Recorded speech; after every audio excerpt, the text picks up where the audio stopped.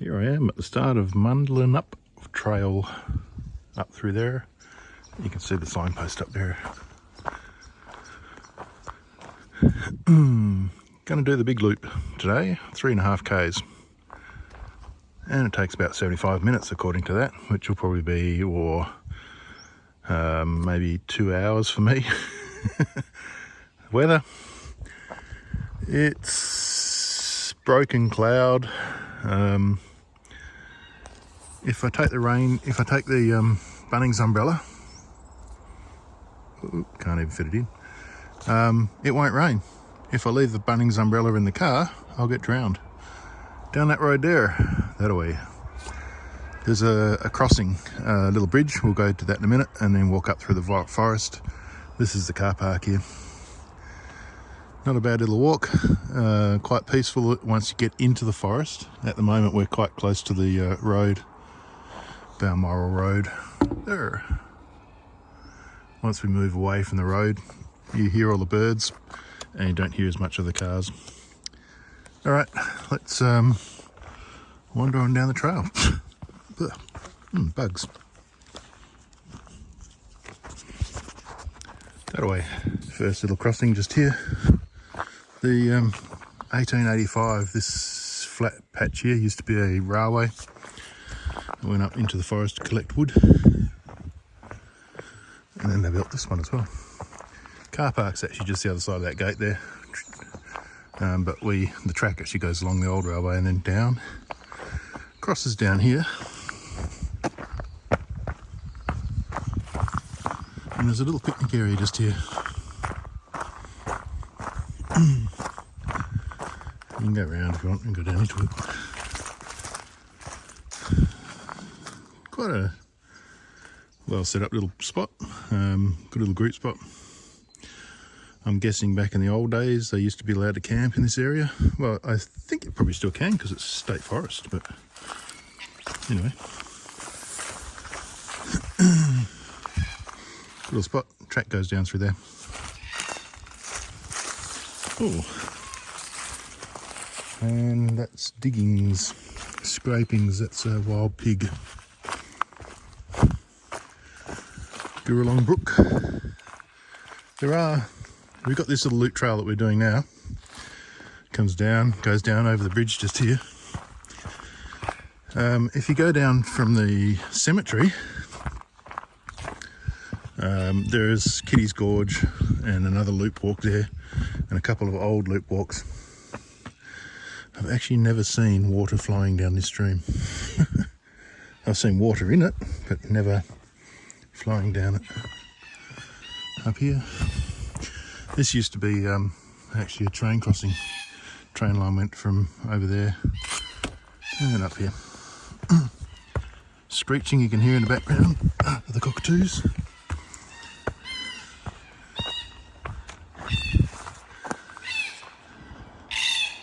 Flying around, probably letting all their mates know that there's someone walking around. Anyway, track goes this way. On the bridge, they've got this little cutting here. The old train line actually used to continue through that. It's been sort of filled in at the end.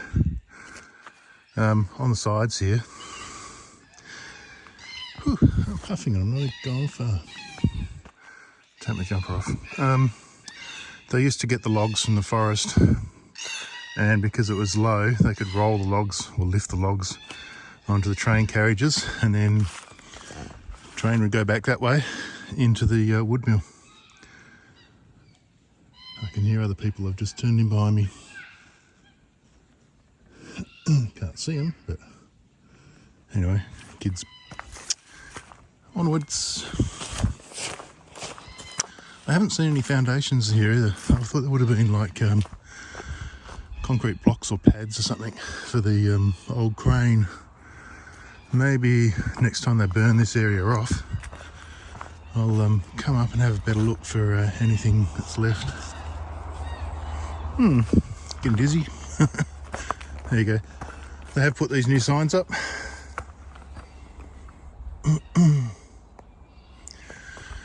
And this is point number 3. Point number 2 was the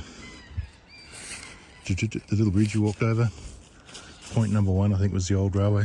Anyway, there is a book that you can get that has all of these walks in them from the Tourist Information Centre. And online you can see where the train line used to continue along, whoops, that way, but we're going up here. Now at this point, you can make your choice. You can head off down that way and do the loop counterclockwise, or head up the hill and go clockwise. It's a pretty flat walk, it's very easy.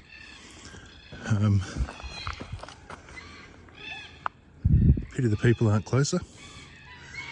I would have been able to walk the opposite direction to them. But anyway, I'm going up the hill, and you just need to follow the boot marks. So this is indicating we should go left anyhow, but you can go right if you want. One of a few fire breaks that you cross over on this track, this walk. If it's you want a really short walk, continue through that way, down to the right. I'm going to go straight ahead, but yeah, if you want to go back to the actual main road, you can go down that way as well. And that's the way we came. Nice forest, lots of young banksia trees growing, which is good. Lots of wildlife out. I scared one kangaroo off when I walked past it. Woke up and took off into the bush. There's plenty of birds around. Anyway, onwards. Trying to hold this camera and an umbrella at the same time. I bet I won't need it. Guaranteed. Carry an umbrella all the way around this track and I won't even need it. Although, there are a few clouds coming in. We'll see. Hope you can hear all the cockatoos. Can't video them, they're so far away. Anyway, another point on the walk. Again, if you get the guide, you'll be able to read a bit more.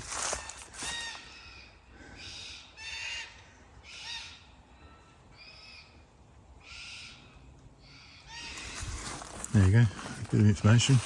The old guide, the old track markers I used to have here just had the number on them, and you had to look up the book and see what it was all about. But it looks like they're actually now giving you a bit more information. Lots of green and nothing, and no kids at the moment.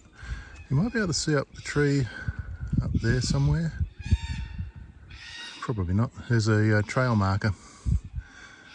Not sure if that's one of the trail markers for this or another trail. I can't remember if the Bibbulmun track went down through here. I doubt it. But it's been realigned so many times. Anyway, keep going. There you go, Munglimup. Swap it. And they've balanced the logs. Sure, I'll show you what it actually was like. Don't know if they're going to tell you about it.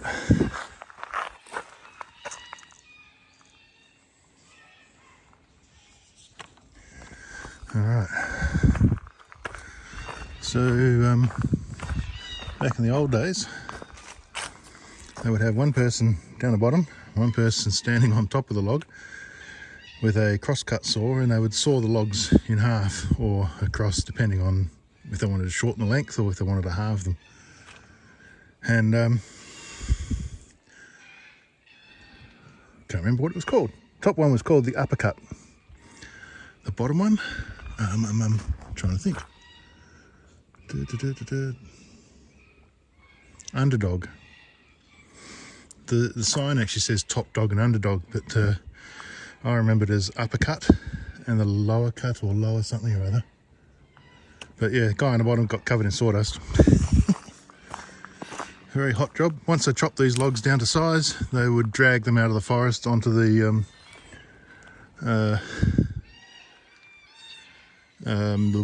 train and send them down to the wood mill. There's track markers all over the place up here. That's the black one that we normally walk on. But I can actually, I'm going to go left here and then right. So this is the halfway point for the short route, and you go down there. But I'm going to risk it and go for the long route and see if I get rained on. But I can see through the bush there are little track markers everywhere. Very strange. Anyway, I'll have to go and look up the old maps, the old forestry maps, and see what track that was. So we are there. We're going to walk around here and then around there. Hopefully it won't rain on me. And as you can hear, it says listen for the sound of the red-tailed black cockatoos and keep an eye out for small wrens and robins. I haven't seen any wrens or robins. There's plenty of black cockatoos out here. Alright, let's keep on wandering down the track. There's some of those old markers, but unfortunately I can't see that top one, whether it's just rust or still got a bit of yellow paint. It's probably rust. If it's yellow paint, I would say, oh, Bibbulmun track marker. Can't tell. Anyway, there used to be, I know the Bibbulmun track used to come down through Jarrahdale many years ago, before mining made it divert. Something in the bushes over there. And there used to be day walks, short walks like this one, and overnight walks around Jarrahdale. And they had the markers, and they were different colours. And you used to follow little trails like this through the forest. And the overnight ones, you used to find a nice spot to camp and set up a tent or a shelter and walk around the rest of the track the next day. But they're long gone. A long time ago. Unfortunately, they never maintained them, which is a pity, because it would be good to get some overnight loops and things going through here again. There's certainly movement out in the forest that I can hear. I can't see anything yet. I sprung a kangaroo further back, but it didn't know I was there. Hasn't rained yet either. Anyway, onwards. There you go. You can still see the yellow paint on that one. There's a few little specks of yellow still on that. So it's one of the Bibbulmun track markers from a long time ago. Anyway, one day I'll have to go into the Batty Library and pick up the old original maps for the Bibbulmun track and see if we can re-walk the original walk. That'd be good. Probably not with a backpack though. There you go, there's a measurement plot. I don't know if you can see the marks. One of these days I'm going to kill myself when I trip over. Up in there. You can see the marks on the trees. Maybe. Anyway.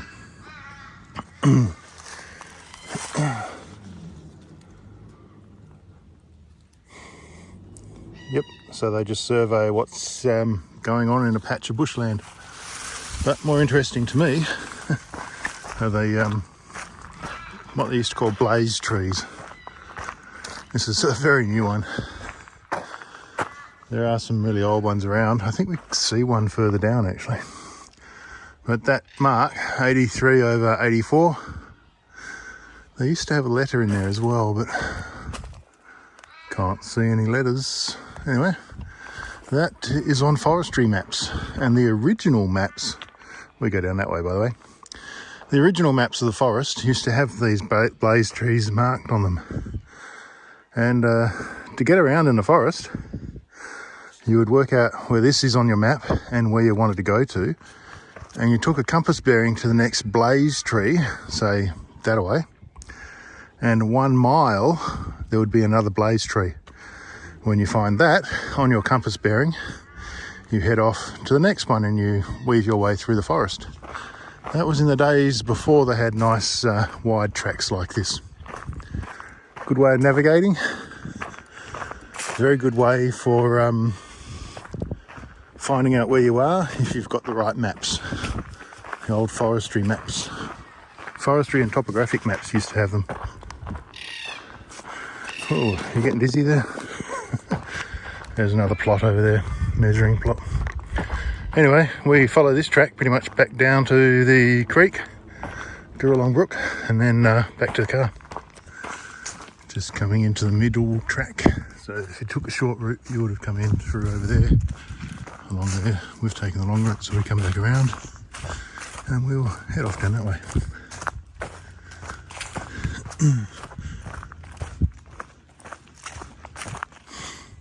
It's all signposted. Black route and green route. I think you forget about the green route now, and you just have the black route that we follow back. So the short route would have come down from there. That's where those kids went, and they kept on going down here. So we're behind them, out the way. If you're looking through the forest and you see all these bits of leaf stuff, it's like the cockatoos have destroyed the forest. Well, yeah, they go through here and they clip the top leaves off, and they drink the sap or the nectar out of the nuts and things at the top, and drop all the little bits on the ground. Some people reckon that's destroying the forest, but it's not. It's actually helping the forest grow. The trees get a bit of a pruning and put out more leaves, and that grow better. There's a car coming too. Looks like he's a bit lost. There you go. Actual Munglimup trail goes down along that track there. Back down there we're going to turn right and follow the old train line back in. And I thought I'd show you this. This is one of the older blaze trees.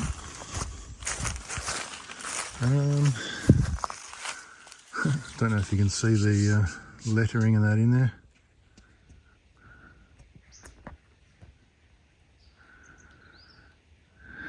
I can't, hang on.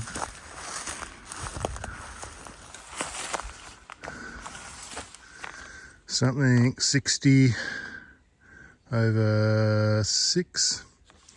and up the top they often had the government arrow.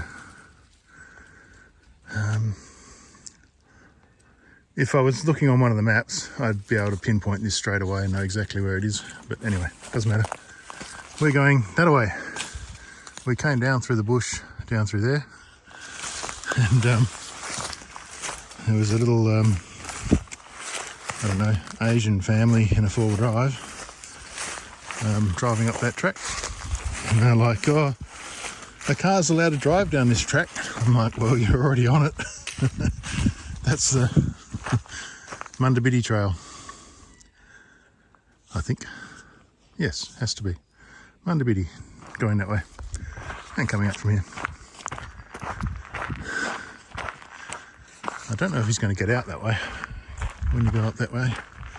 I think when you get to the main road, it's all closed off, so I had to do a U-turn and come back. Hopefully he knows his way, otherwise he's going to be out here for a while driving around. So yep, Munglimup mountain bike track goes down the hill here, crosses over the creek, but we turn right. And this is the old train line that we're going to follow. Creek line down there, bit of mud, not too bad. So we'll just get up here a little bit and we'll be on the train line, and that will take us back to that first bridge that we went over. Okay, you can see the train cutting, maybe not. We've come down that track. It's train cuttings here where they used to roll the logs on, and this is the corner that we started on, and we joofed off up that way. So that's pretty much, well, it's not the end of the walk, but you've seen everything down here anyhow. That's it for this walk. It's not far. How many Ks? I don't know. I'll put the little map up on the screen from Gaia GPS. It's a very easy walk. Nothing difficult, there's no big hills or anything in the way. Good walk for little kids. If you don't want to do the full loop, you can always cut it in half. And I can see the rain clouds. Haven't been rained on yet. Must have been the Bunnings umbrella. Carry it with you, it won't rain. Don't carry it, you're going to get soaked. Anyway, that's it. Definitely worth a walk out Munglimup. Munglimup is actually the saw pit that you saw on the way out. And this little creek here is Gurulong Brook. Okay. Don't think you need to know anything else. Good walk. Jarrahdale Road is just over there. Well worth coming out here, even if it is raining and you've got raincoats and that. It's still a nice walk in the bush. All right, so I'll wait and see what else I do next.